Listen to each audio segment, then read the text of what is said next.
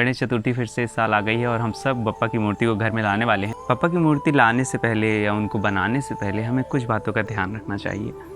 चलिए हम आज जानेंगे कि गणपति जी की मूर्ति कैसी होनी चाहिए। बप्पा के जन्मदिवस के दिन हम उनकी मूर्ति को घर में लाते हैं। गणपति की हर मूर्ति किसी अलग कारण से लाई जाती है, तो हमें यह ध्यान में रखना चाहिए कि हम किस लिए गणपति की पूजा कर रहे हैं। इस बार किसी भी तरह से मूर्ति लाने से या तो कई बार चीज़ें अशुभ हो जाती हैं या फिर हमें उतना फल प्राप्त नहीं होता जितना होना चाहिए। गणपति के बारे में 7 बातें जो खास हैं हमें ध्यान में रखनी चाहिए, उन्हें हम चलिए एक एक करके देख लेते हैं। सबसे पहली जो बात है वो है उनका आसन या उनके बैठने का जो तरीका है। तो मूर्ति में हमें ध्यान हमेशा देना चाहिए। अगर हम घर के लिए मूर्ति ला रहे हैं तो गणपति हमेशा ललितासन में हो, यानी कि एक पैर उठा हुआ एक पैर नीचे और वो बैठे हुए हों, या फिर वो पूरे पालथी मार के भी बैठे हुए हो सकते हैं। कुल मिलाकर अगर हमें घर के लिए गणपति ला रहे हैं तो वो बैठे हुए होने चाहिए, चाहे वो मूसक पे बैठे हों चाहे वो सिंहासन पे बैठे हों, क्योंकि हिंदू धर्म में मेहमान को भगवान माना जाता है और ये तो साक्षात भगवान है जो मेहमान के रूप में हमारे घर में आते हैं, तो हम उन्हें खड़ा कैसे रख सकते हैं। इसीलिए माना जाता है कि उनकी मूर्ति बैठी हुई होनी चाहिए और वो ज़्यादा शुभ होती है घर के लिए। लेकिन यदि आप वर्क प्लेस के लिए ऑफिस के लिए मूर्ति ला रहे हैं तो उसमें आप खड़े हुए गणपति लाइए। जब वर्क प्लेस पे गणपति की खड़ी हुई मूर्ति रखी होती है तो उसको देखकर जो काम करने वाले लोग हैं वो ये सोचते हैं कि आखिर गणपति खड़े हैं और हम बैठ गए काम छोड़कर, तो कैसे चलेगा। इसीलिए गणपति की मूर्ति से वो इंस्पिरेशन लेते रहते हैं, मोटिवेशन लेते रहते हैं और वो अपने काम को लगातार जारी रख पाते हैं। इसीलिए गणपति की मूर्ति वर्क प्लेस के लिए खड़ी हुई ज़्यादा शुभ मानी जाती है। दूसरी बात यह है कि आखिर गणपति की मूर्ति बनी किस चीज़ से है। ये बात हमें बहुत ज़्यादा ध्यान में रखनी चाहिए कि गणपति की मूर्ति हमेशा शुद्ध मिट्टी से बनी हो। शुद्ध मिट्टी से मेरा मतलब है इको फ्रेंडली मिट्टी से बनी हो, यानी कि प्लास्टर और पेरिस एंड केमिकल वगैरह का यूज़ उसमें ना हुआ हो। आप पूजा के दौरान कई सारे इंसेंस जलाते हैं, कई बार उनकी आरती करते हैं, तो कई सारे फैक्टर्स होते हैं जो इसको इफेक्ट कर सकते हैं। तो इसलिए हमेशा गणपति की मूर्ति आप ऐसी लाएँ जो इको फ्रेंडली मिट्टी से बनी हो या फिर किसी धातु से बनी हो, मतलब सोने चांदी किसी भी धातु से, क्योंकि धातु प्रदूषण नहीं फैलाते हैं।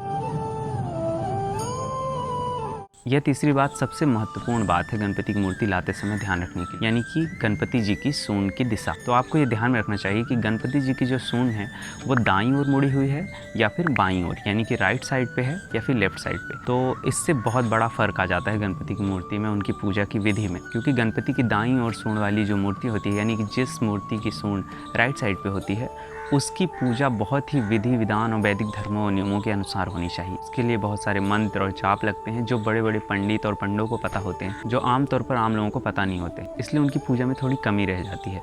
तो ये मूर्तियाँ आप बड़े बड़े मंदिरों में देखेंगे, जैसे उदाहरण के तौर पर सिद्धि विनायक, ये जो बड़े बड़े मंदिर हैं जहाँ पे बहुत सारे पंडित लगे रहते हैं उनकी पूजा के लिए और वैदिक नियमों से उनकी पूजा करते हैं, वहाँ पे गणपति की सूंड हमेशा दाईं ओर होती है। लेकिन अगर आप घर में ला रहे हैं तो आप बाईं ओर वाले गणपति लाएं, यानी कि जिसकी सूंड लेफ्ट साइड पे हो, क्योंकि वो गणपति थोड़े सरल माने जाते हैं। आप जैसे चाहें उनकी पूजा कर सकते हैं, उसके लिए कोई खास पद्धति या नियम नहीं है। क्योंकि मूर्तियों को हिंदू धर्म में एक तरह का चार्जिंग पॉइंट माना जाता है। पूजा के द्वारा उसमें खास तरह की ऊर्जा डाली जाती है और फिर सभी भक्तजन उसमें से चार्ज होते हैं। इसलिए वास्तुशास्त्र के हिसाब से गणपति की मूर्ति में सूंड बहुत खास होती है। एकदम सीधी सूंड वाली मूर्ति भी आप ला सकते हैं, वो मूर्ति भी घर के लिए अच्छी मानी जाती है।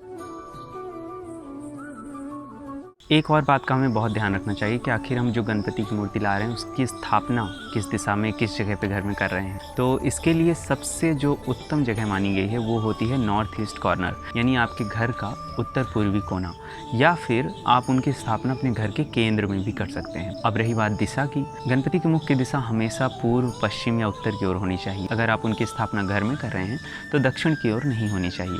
और एक बात का ध्यान रखिए कि जब गणपति जी की आप स्थापना करें तो उनका जो मुख हो वो आपके घर के बाहर की ओर ना देख रहा हो, यानी कि गणपति जी हमेशा घर के भीतर देख रहे हों और उनकी पीठ हमेशा घर के बाहर की ओर हो।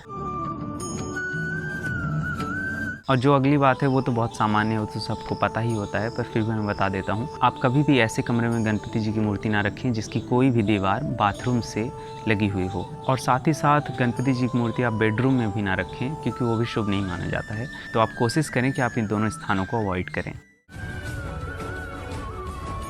और माना गया है कि गणपति जी की मूर्ति तभी कंप्लीट होती है जब वो सायुध हो और सवाहन हो, यानी कि उनके हाथों में सारे उनके शस्त्र अस्त्र हों और उनका वाहन उनके साथ हो, यानी कि मूषक। आप उसी मूर्ति की पूजा करें जिसके साथ मूषक हो, अथवा आप उसकी पूजा ना करें। और कोशिश करें कि मूषक गणपति जी के बहुत पास हो और सायुध हो, यानी कि उनके सारे शस्त्र यानी अंकुश पाश उनके हाथ में हो। अगर एक हाथ में मोदक हो तो बहुत आनंदित गणपति माने जाते हैं, वो आनंद गणपति होते हैं जिनके हाथ में मोदक होता है, तो वो गणपति भी बहुत अच्छे माने जाते हैं घर के लिए। इन चीज़ों से गणपति कंप्लीट माने जाते हैं।